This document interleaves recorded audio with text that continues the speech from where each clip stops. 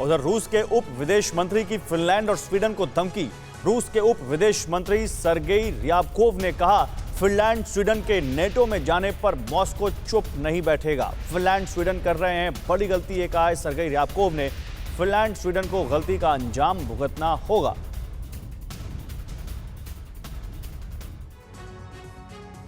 Finland के बाद अब स्वीडन ने भी नेटो में शामिल होने का ऐलान कर दिया है।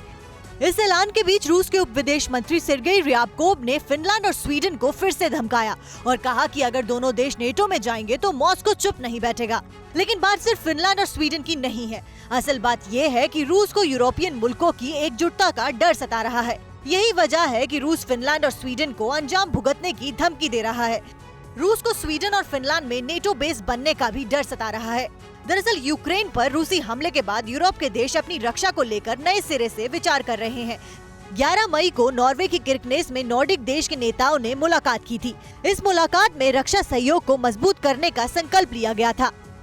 नॉर्डिक देश में स्वीडन, फिनलैंड, नॉर्वे, डेनमार्क और आइसलैंड आते हैं। नॉर्वे में आइसलैंड के विदेश मंत्री और बाकी देश के रक्षा मंत्री एकजुट हुए थे। आज भी नेटो में शामिल होने का ऐलान करने के बाद स्वीडन की पीएम मैग्डलेना एंडरसन ने कह दिया है कि स्वीडन की सुरक्षा के लिए नेटो सबसे अच्छा विकल्प है। और देखिए, फिनलैंड स्वीडन के नेटो में जाने पर रूस की बड़ी वार्निंग। टैक्टिकल न्यूक्लियर वेपन की तैनाती कर सकता है रूस, ये ब्रिटिश मीडिया के हवाले से खबर। यूरोपीय देशों की सीमा पर होगी न्यूक्लियर वेपन की तैनाती। फिनलैंड और स्वीडन नेटो ज्वाइन करने की तैयारी कर रहे हैं।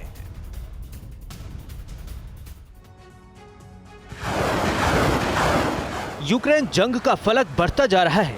जैसे जंगल में आग फैलती है, वैसे ही युद्ध की लपटें यूरोप को अपने आगोश में लेने के लिए बेचैन हैं। रूस ने फिनलैंड और स्वीडन को तबाह करने की धमकी दी है। रूस ने कहा है कि अगर फिनलैंड और स्वीडन नेटो में शामिल हुए तो रूस अपने यूरोपीय सरहद पर परमाणु हथियारों को तैनात करेगा।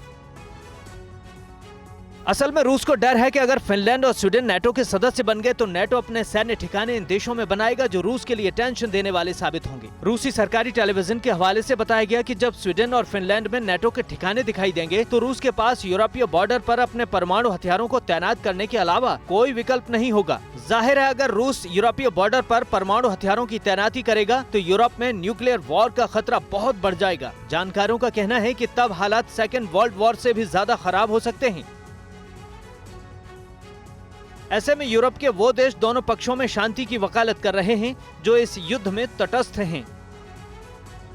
परवाह देश की, सोमवार से शुक्रवार रात 10 बजे TV9 भारतवर्ष पर।